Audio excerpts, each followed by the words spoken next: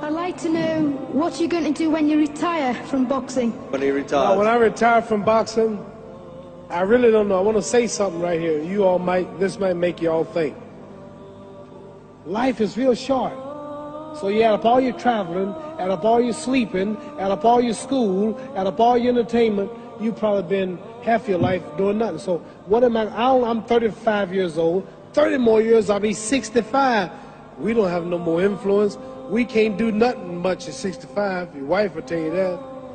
So what I'm saying, when you're 65, ain't too much more to do.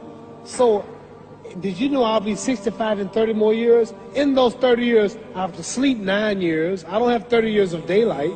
I have to travel back to America, take 6-7 miles. All my traveling, probably 4 years of traveling in the next 30 years, about 9 years of sleeping, television, movies, entertainment, about 3 years of entertainment. Out of 30 years, I might have about 16 years to be productive.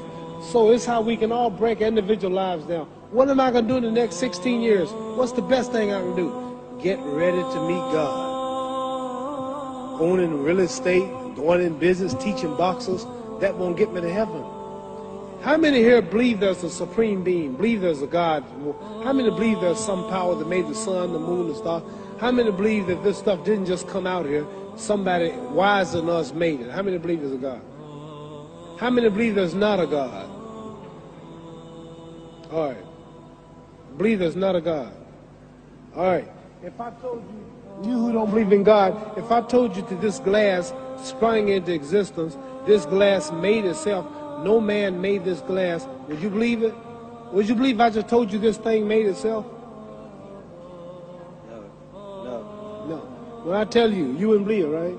No, somebody's doubting it, yeah, so I'm giving you the answer. That's she wouldn't believe it.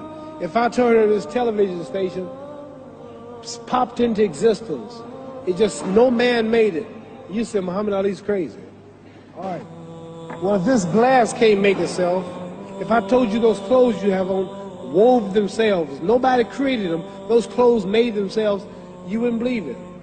But if your clothes didn't make itself, if that glass couldn't make itself, if this building didn't make itself, then how did the moon get out there? How did the stars and Jupiter, Neptune and Mars and the sun, how did nature, how did all this come here if didn't know why is something planning to make it? So what I'm saying is, I believe we're going to be judged.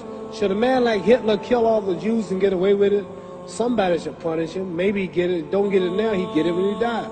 In hell for eternity. So what I'm going to do when I get out of boxing is to get myself ready to meet God, because my plane might blow up. Don't planes blow up in this country sometime and crash? Don't people die every day? Not every day. It's a scary thing to think that I'm going to hell to burn eternally forever. So what am I going to do? The reason I'm explaining what you asked me a question. You ask me questions I can't just answer like that.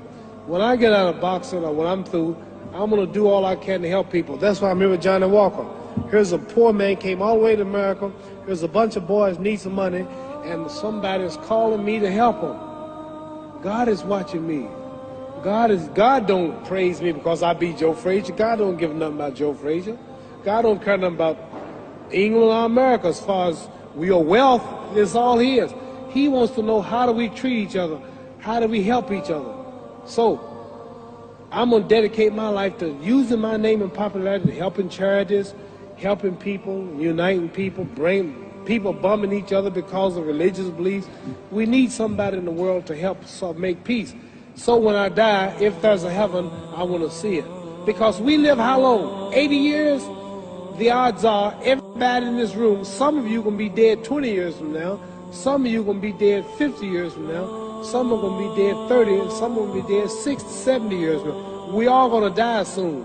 And if you live to be, say, 125 years old, which we don't do, right? Let's say we live to be 250, and you can have sex for 145 of those years. You're going to come to the end after that. So we don't have but about 80 years on earth.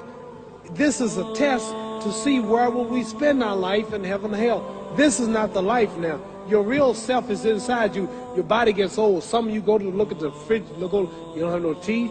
Your hair is leaving you. Your bodies get tired, but your soul and your spirit never die. That's going to live forever. So your body is just housing your soul and spirit. So God is testing us on how we treat each other, how we live, to see where our real home be in heaven.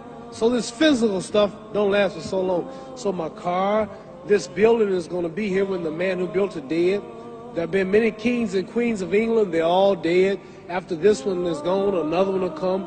So we don't stay here. We're just trustees. We don't own nothing. Even your children are not yours. If you think I'm lying, your wife is not yours. You don't own your children. You don't own your family. So what am I saying? The most important thing about life is what's going to happen when you die. Are you going to go to heaven or hell? And that's eternity. How long is eternity? Let's imagine. Take the Sahara Desert. There's a lot of sand on the Sahara Desert, right? Then imagine that one grain of sand represents 1,000 years, and when you're in hell burning, when you die and go to hell, you're going to burn forever and ever, no end.